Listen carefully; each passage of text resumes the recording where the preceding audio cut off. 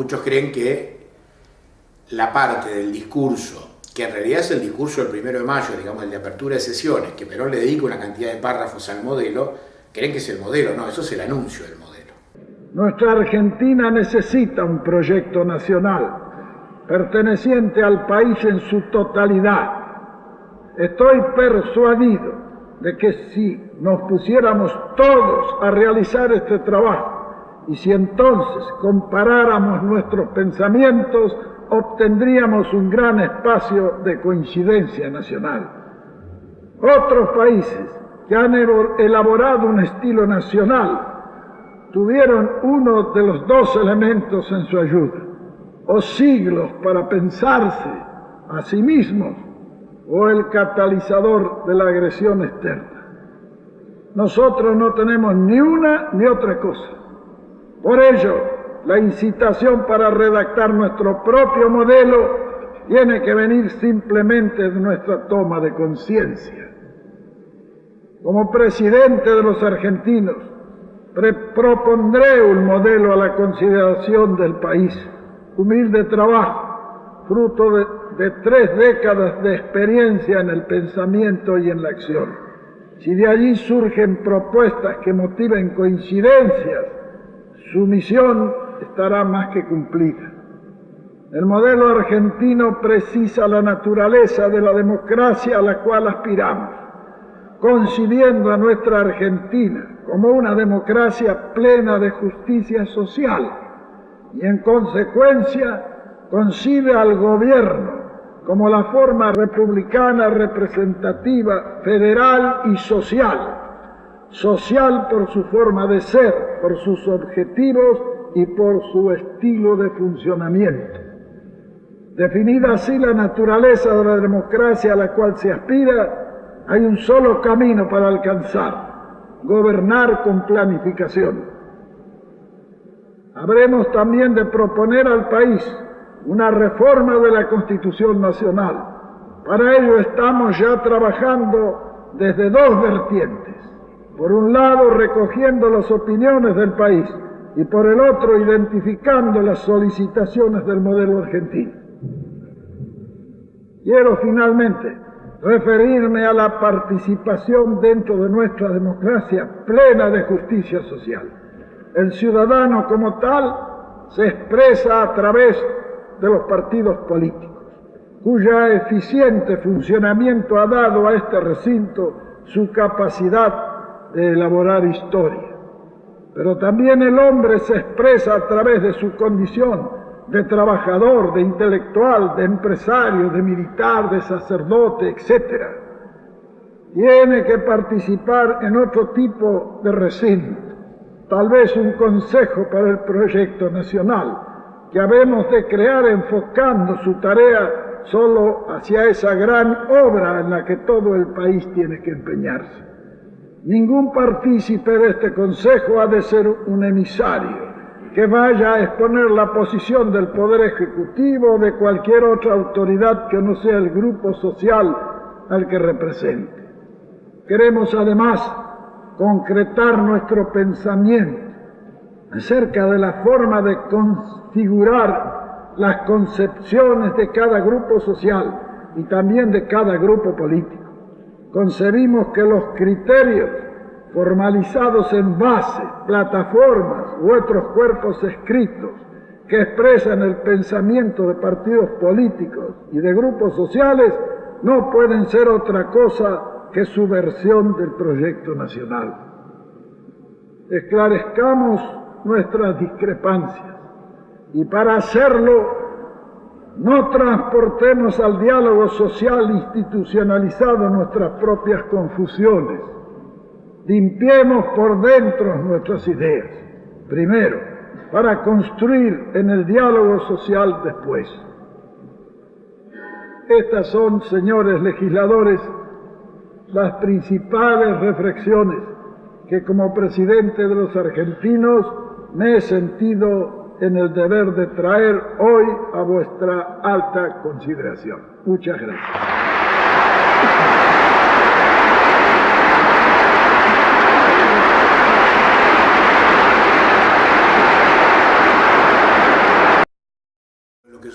1 de mayo del 74, no en la presentación en el ámbito del Congreso, sino en el acto posterior, que es aquel momento de la ruptura, donde las organizaciones políticas juveniles rompen con Perón, se da esa situación agresiva, el retiro a la plaza.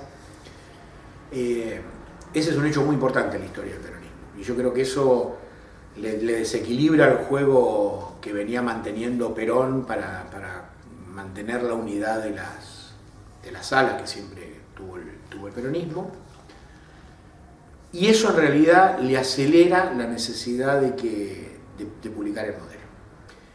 Y efectivamente Damasco, uno lee los diarios de aquella época y dice, ¿cómo puede ser que todo esto haya pasado así al olvido? Damasco, que era no solo una superestrella, porque ya no solo era el secretario militar, el secretario de gobierno manteniendo el cargo de secretario militar, sino que poco tiempo después le crea una tercera, que es la Secretaría General de Gobierno, que antes había estado ahí Vicente Solano Lima, era como secretario general de la presidencia. Hoy le daba a Damasco un juego y Damasco anuncia, mira esto qué llamativo, ¿no? Damasco anuncia que el libro estaba siendo traducido y que se iban a imprimir hasta la cantidad de ejemplares que iban a salir en el mes de junio, a fines de junio, y hasta mediados de junio se sigue anunciando la publicación del modelo traducido para difusión internacional, y después la historia que conocemos. El 12 de junio, Perón, creo que es la fecha que viaja a Paraguay, vuelve muy enfermo, ya no se recupera, muere el 1 de junio. ¿Qué pasa después del 1 de julio? Bueno, sería saberlo. Yo creo que el modelo tenía un gran enemigo que fue López Rega. Hay muchas puntas que permiten trabajar esto. Damasco, que cuando asume Isabel, conserva su cargo, pero en un rol completamente ya secundario. Y del modelo se empieza a hablar menos. Licastro, que era secretario político de la presidencia en esa época, había empezado a hacer giras hablando del modelo argentino. De pronto todo eso empieza a silenciarse y desaparece, y hay una sola voz, que ahí vuelve a aparecer Gustavo Cirigliano, que es que en el diario Mayoría empieza a publicar artículos sobre el tema del modelo, en el 9 de julio del 75, que López Rega es mandado al exterior, lo sacan de curso. Damasco es el ministro del Interior de Isabel Perón. Y es ministro del Interior de Isabel Perón con la indicación de poner en práctica el modelo argentino. Damasco dura como ministro del Interior en las crisis recurrentes que tenía el gobierno de Isabel Perón, dura 40 días, pero cuando él asume dice, yo asumo como ministro político y voy a poner en práctica el modelo de Perón, del cual yo soy el albacea. Luego la construcción de la idea del testamento la va a trabajar Damasco. Cuando llega al final de la etapa de Isabel, bueno, está esta aparición de Damasco. Dura muy poco. ¿Por qué dura muy poco? Porque en realidad, cosa que pocos saben, es decir, Damasco en realidad fue tan importante como desconocido, pues yo siempre digo, el golpe del 24 de marzo del 76 empezó en agosto del 75. Fue el día en que los militares presionaron para que Damasco dejara de ser ministro del Interior porque era un militar en actividad. ¿Quiénes son los que se mueven para hacer caer a Damasco en su momento? Y los nombres cantan solos, Videla, Viola, Urricarriet, Suárez Madison. El día que cae el coronel Vicente Damasco como ministro, cae Alberto Numa Laplane como comandante en jefe del ejército y asume Videla. Cercano a mayo, no recuerdo ahora la fecha exactamente, hay una reunión de gabinete donde Perón le da a todos los ministros una copia una carpeta del modelo argentino que había preparado Damasco, le da una a cada uno. Y cuando Damasco asume como ministro del Interior, le da a los ministros de ese momento una carpeta a cada uno. Esas son las dos carpetas originales que se conservaron. Bueno, además tuve la suerte de encontrar esa carpeta. Las carpetas empezaron a reproducir por fotocopias. El que las tenía, un ministro, se la prestó, dame, te saco, te doy, me das. ¿Bien? En casi todas las ediciones del modelo faltan 9 párrafos. Es decir, son 9 párrafos que después que encontrados no son sustanciales. Bueno, yo encontré, digamos, por qué se produce la anulación de los 9 párrafos. De las carpetas que circularon, que yo tuve copia de las dos, en una de esas copias, una hoja se plegó y al sacar la fotocopia quedó, al estar plegada, quedó tapada, que quedó, no se podía leer el texto. Entonces, ¿qué hicieron los editores? Sacaron todos esos párrafos. Después encontramos otra carpeta que los tenía y los repusimos, pero me refiero que los que se editaron, como todos van a copiar una primera edición, todos van a copiar ese y le van a faltar los 9 párrafos. De todas formas, cuando ya se ha enviado a Damasco, que lo mandan como embajador a Venezuela, ya cuando caía todo, Isabel anuncia en un discurso por la cadena que va a crear el Consejo Nacional del Proyecto Nacional. Y Clarín, tomando esa noticia, exhuma, eso fue mucho interés para la investigación, exhuma en 3 páginas, diversas páginas del contenido de la obra de Perón, que a mí me permitió chequear el tema de las carpetas, de dónde lo habían sacado. Obviamente no sucede, cuando ya todo está por caerse, hay un grupo militante que agarra una de esas carpetas y la edita. Y hay una revista que se llama Política Internacional que empieza a editarlo en partes, tanto que no llega a salir completo porque sobreviene el golpe. La particularidad es que uno de los grupos, el grupo que edita originalmente el modelo, pertenecía a los sectores del peronismo que podríamos llamarlo más ortodoxos, y el que lo publica en la revista pertenecía como a los sectores más de izquierda. Entonces es muy interesante ver cómo entre los dos se tiran piedras, diciéndole, sobre todo los que habían editado el libro, a los de la revista, diciéndole que como eran marxistas, filomarxistas, habían sacado parte del discurso de Perón. No es que habían sacado parte, es que les había tocado una carpeta que era de otra manera. No es que le habían metido mano. Y ahí desaparece, digamos, y el modelo empieza a tener a partir de una vida estrictamente militante. Aparece una edición de Fermín Chávez, después con el tiempo, creo que es del 81, va a aparecer la del CIT Editor. La primera, sí, fue una edición grande, fue una edición de más de 10.000 ejemplares, por eso es la más conocida. Va a haber 16 ediciones, siempre ediciones hechas a pulmón, siempre. Ha habido ediciones mejores, peores, pero ninguna crítica, ninguna. La primera edición, digamos, crítica, que trabaja con fuentes, que nos remitimos a las carpetas, es recién, fíjate, en el 2005, la primera edición de la Biblioteca del Congreso.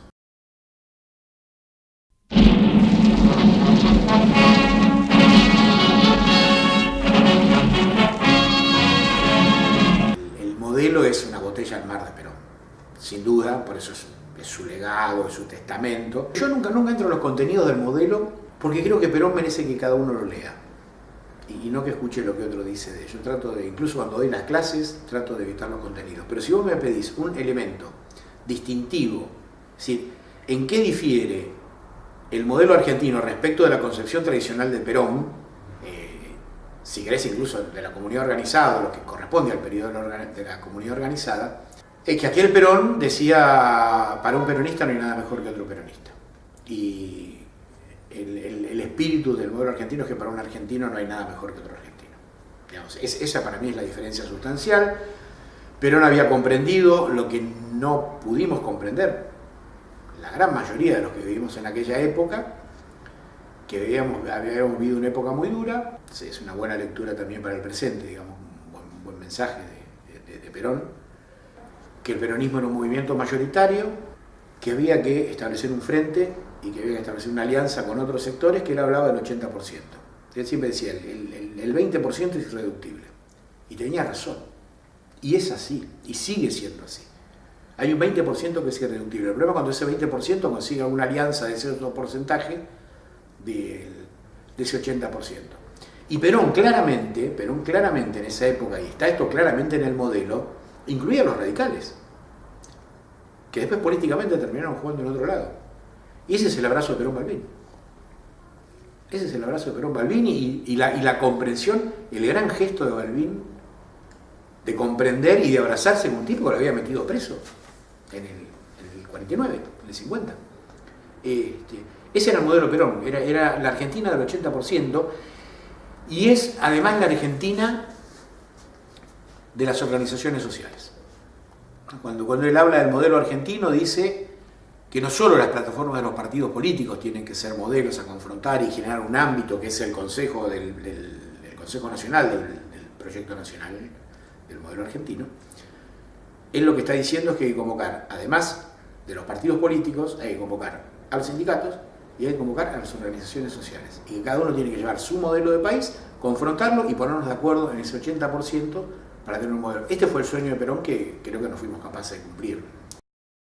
No ha perdido vigencia, no lo que dice Perón, no lo que dice Perón puntualmente, lo que siempre yo te comento y digo, ¿no? Sí, Perón no tiene recetas, porque no era un cocinero. No es que lo que dice es aplicable materialmente, pero tiene una estructura de pensamiento que si vos podés acceder a eso, te abre mucho la cabeza respecto al presente. En Perón separar la idea de la acción es imposible. Hoy estaba leyendo un discurso de diciembre del 49, un discurso que hace frente a un grupo de trabajadores y donde habla de lo que era la felicidad del pueblo y cómo se vivía, y como el tipo decía, que yo no puedo explicar mucho, pero podríamos aplicar al presente, ¿no? Es decir, en vez de hablar, salir a la calle y preguntar a la gente, ¿cuándo vivía mejor? ¿Antes o ahora? ¿Cuándo se trabaja mejor? ¿Antes o ahora? Eso siempre se lo dice a los extranjeros. No importa lo que yo diga. Salgan y pregunten a la gente en la calle. Pregunten al taxista que lo lleva, pregunten al tipo que esté trabajando, cómo se vivía antes y cómo se vive